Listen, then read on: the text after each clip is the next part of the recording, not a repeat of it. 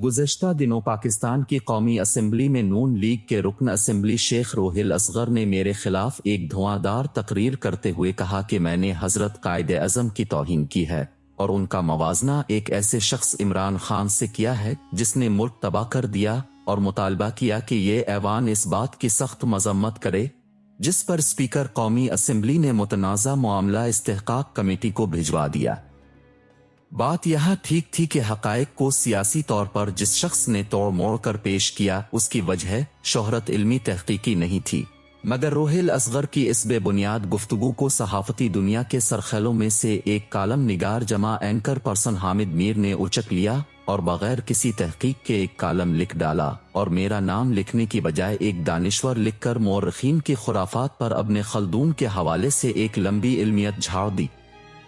शेख रोहिल असगर की इस आलिमाना तहकीक पर अपने कालम की बुनियाद उस्तवार करके इस अजीम सहाफ़ी ने यकीनन मेरा वो वीलाग नहीं सुना होगा, क्योंकि इसका ये टाइटल और जदीद दौर में थंबनेल बहुत वाज़ेह है, कायदे आज़म और इमरान खान के मुखालिफ उलमाए किराम।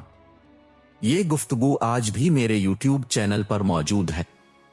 इस पूरी गुफ्तगू, जिसका ज़ैली उन्वान मार्च 1940 से मार्च 2023 तक था, इसमें एक तारीखी मवाजना कायदे आज़म और इमरान खान का नहीं बल्कि इन उलमाए किराम का किया गया है जो कायदे आज़म के दौर से लेकर आज तक पाकिस्तान के हर मकबूल रहनुमा के खिलाफ बेबुनियाद इल्ज़ामात और ज़ाती ज़िंदगी की बुनियाद पर घटिया बोहतान तराशी करते चले आ रहे हैं।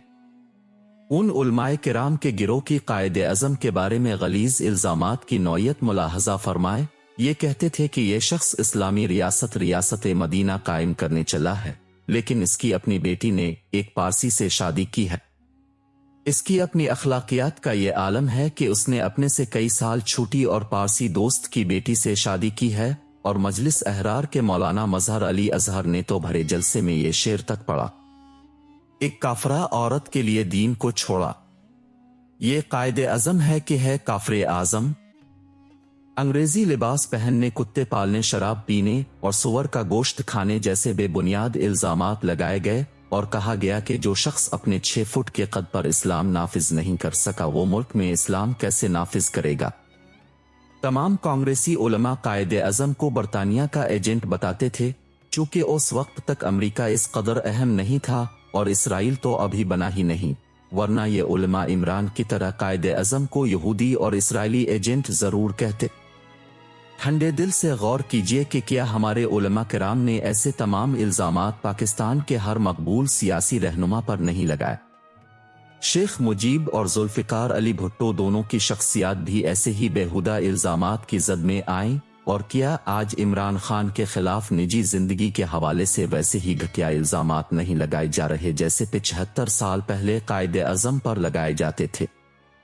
अपनी उस गुफ्तगू के दौरान सिर्फ अददी अक्सरियत का हवाला देते हुए मैंने कहा था कि सूबा सरहद में कायदे आज़म की मुस्लिम लीग हार गई थी और वहां कांग्रेस के डॉक्टर खान साहिब की हुकूमत थी। उस एक फिक्रे को रोहिल असगर और फिर हामिद मीर ने पकड़कर ये अफसाना तराशा। गुफ्तगू के आखिर में मैंने ये कहा था कि काश ये उलमा उस वक्त कायदे आज़म का साथ देते तो पाकिस्तान यकीनन वैसी ही इस्लामी फलाही रियासत बन सकता जैसी कायदे आज़म चाहते थे। आज ये उलमा एक बार फिर गलती को दोहरा रहे हैं। पाकिस्तान की 75 साला तारीख में इतनी बड़ी अवामी सतह पर पाकिस्तान का मतलब किया ला इलाहा इल्लल्लाह का नारा कभी नहीं गूंजा, और अवाम की अक्सरियत जिससे कभी या का नाबदों या का नस्तायुन के साथ रियासत मदीना की गूंज सुनाई नहीं दी है। लीडर का काम लोगों की जबान पर नारों की सूरत इस्तिलाहात को जिंदा करना होता है, बाकी काम उन उलमा का है जो इस बहुत बड़े हुजूम के साथ चलकर उनको तरबियत से दीन की तरफ मोड़ते हैं। मगर आज भी उलमा का रवैया नफरत वाला ही है। रसूल अकरम सल्लल्लाहु अलैहि वसल्लम ने फरमाया, औलाद आदम के तमाम कुलूब क़ल्ब वाहिद की तरह रहमान की 2 उंगलियों में है, वो जिसे चाहता है उसे बदलता रहता है। फिर आपने दुआ की, ए अल्लाह, ए दिलों को फेरने वाले, हमारे दिलों को अपनी इताअत पर फेर देना। किसी की मकबूलियत अल्लाह की अता और वाज़े निशानी होती है, उस ताकत से फायदा उठाना हमारे उलमाए किराम की जिम्मेदारी है। مرزا غلام احمد قادیانی کی زندگی میں ہی تمام علماء نے اس کے خلاف تحریک کا آغاز کر دیا تھا، یہاں تک کہ 1953 میں بے شمار شہداء نے قربانی دی۔ لیکن یہ کڑوا سچ ہے کہ یہ ذوالفقار علی بھٹو کو اللہ کی طرف سے عطا کی گئی مقبولیت ہی تھی جس نے قادیانیوں کو اقلیت قرار دلوا دیا، اور بھٹو سے محبت کرنے والی عوامی اکثریت نے اس فیصلے پر مہر تصدیق ثبت کر دی۔ مقبولیت اللہ کی عطا ہے، اور یہ وہ تحفہ ہے جسے اسلام میں اہل نصرہ کہا جاتا ہے۔ رسول اکرم کے دور میں قبائلی سردار اور بادشاہ ہوا کرتے تھے۔ اوس و خزرج قبائل کے سرداروں نے اب سے کہا تھا کہ اگر ہم مسلمان ہو گئے تو پھر ہمارے قبیلے والے بھی مسلمان ہو جائیں گے، اور پھر ایسا ہی ہوا جس سے اولین ریاست مدینہ قائم ہوئی۔ یہی وجہ ہے کہ نبی اکرم نے اپنی زندگی میں کوئی ایک بھی تبلیغی وفد روانہ نہیں کیا، بلکہ اپنے ارد گرد موجود سلطنتوں کے کافر بادشاہوں کو خطوط لکھے تھے۔ یہ ایک تاریخی حقیقت ہے کہ بادشاہ جو دین یا روش اختیار کرتا ہے، لوگ بھی اس میں ڈھل جاتے ہیں۔ اس سے بڑی تاریخی سچائی اور کیا ہوگی کہ اپنے زمانے کی عالمی طاقت روم کے بادشاہ کانسٹنٹین نے جب 28 اکتوبر 312 میں مشہور جنگ میلون برج کی فتح کے بعد عیسائیت اختیار کی تو اس کے زیر نگین تمام علاقوں کا مذہب بھی عیسائیت ہو گیا۔ اقتدار، قوت، طاقت اور مقبولیت سب اللہ کے مظاہر ہیں۔ اللہ فرماتا ہے، اب کہہ دیجئے اے اللہ، اے تمام جہانوں کے مالک، تو جسے چاہے بادشاہی دے اور جسے چاہے سلطنت چھین لے، اور تو جسے چاہے عزت دے اور جسے چاہے ذلت دے۔ طاقت و قوت کا جدید دور میں ایک مظہر مقبولیت بھی ہے، کیونکہ آج مروجہ جمہوری دور میں اسی کے ذریعے اقتدار حاصل کیا جاتا ہے۔ مغربی جمہوری نظام اپنی اساس میں سیکولر اور مشرکانہ ہے۔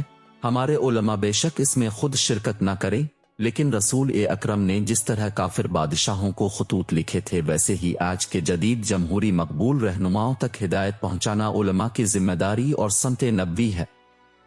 کیا رسول اکرم نے ان علماء کی طرح ان بادشاہوں کی نجی زندگی اچھالی، بہتان تراشی کی، گھٹیا الزامات لگائے؟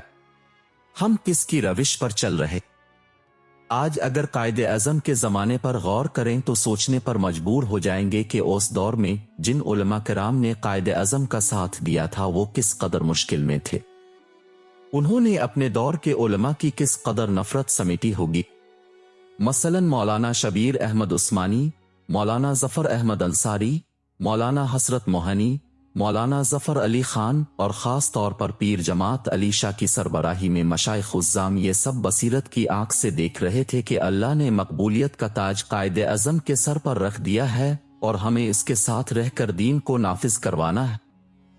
اسی لیے انہوں نے اپنے ہی طبقہ علماء کی نفرت مول لی، لیکن قائد اعظم کا ساتھ دیا۔ قائد اعظم کا ساتھ نہ دے کر اس دور کے بے شمار علماء نے نفاذ اسلام کا موقع گنوا دیا۔ ایک بار پھر اللہ نے اپنے دستے قدرت سے ایک اور شخص کو مقبولیت عطا کی ہے۔ اب کی بار موقع کھویا تو پھر شاید میری زندگی میں تو دوبارہ ایسا وقت نہیں آئے گا۔